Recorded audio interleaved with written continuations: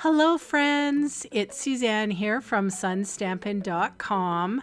Welcome to the 12-part mini-series called Crafting at the Lake House, the September 2023 version.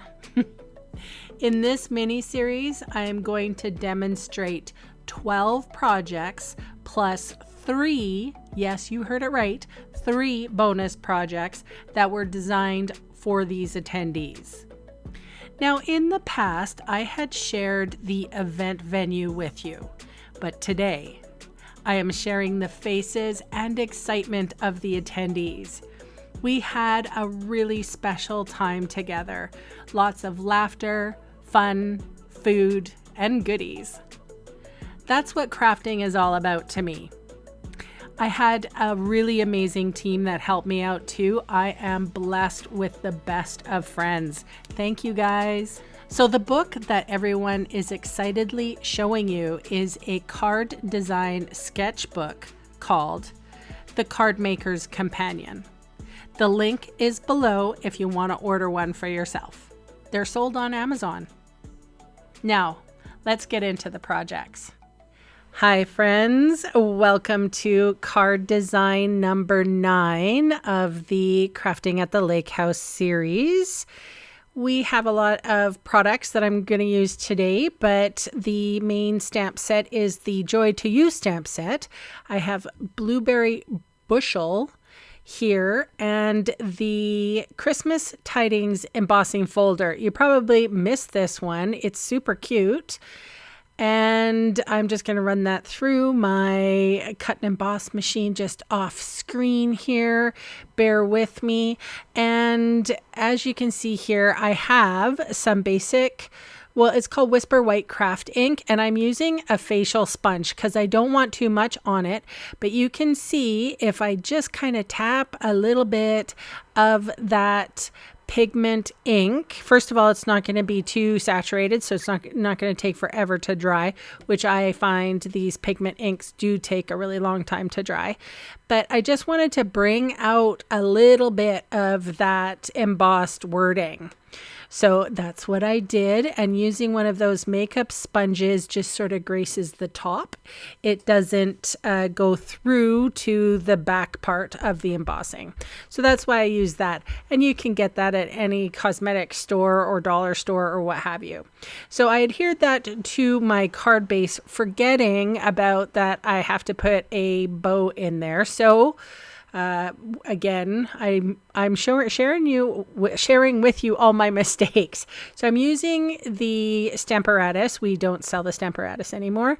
However, I still have to use it for some cases, and this was in particular because I wanted to emboss on this cardstock.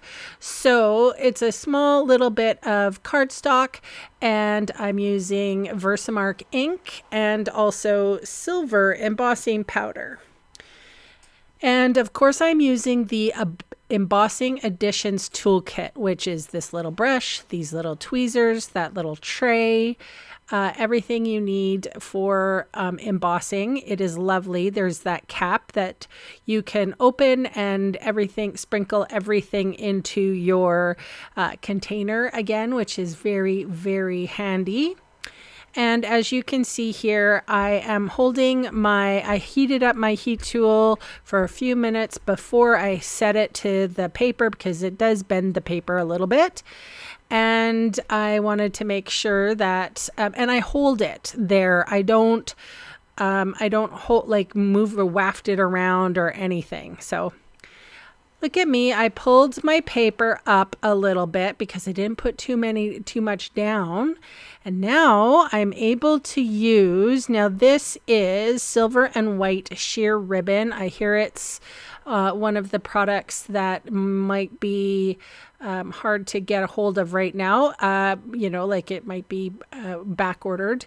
However, I'm sure that if you're wanting to create something similar, you might have a similar ribbon to play with. And of course, I'm doing everything the hard way, right? So here I put my little piece down, and then I'm going to go grab another little piece, and I'm going to tie it in the center. And this is my mock bow or faux bow. I also have another way of doing this as well, but this was the simplest way I could do it for my guests. So you got to think, as I was creating this card, I'm thinking about the 24 odd people that were going to, make this card. All right, so now that the heating embossed has dried and cooled, I'm going in with my blending brush, my non-porous surface, and my fresh freesia. And I am inking the fresh freesia on the corners, the edges only.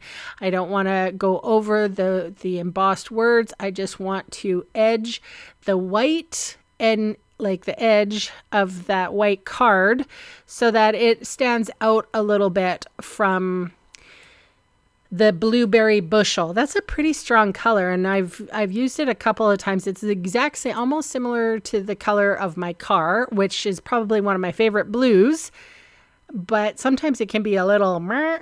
And if you have like a white and the blue together, I don't know, I just wanted to soften the ends. So that's my story, and I'm sticking to it. So I used my what was that? Balmy blue and fresh freesia for that. And then I put some dimensional adhesive on the back side. And I hop this card up right underneath, similarly like right underneath the ribbon. And that, my friends, is my card for today. I will see you again tomorrow. Thanks for joining. Bye for now.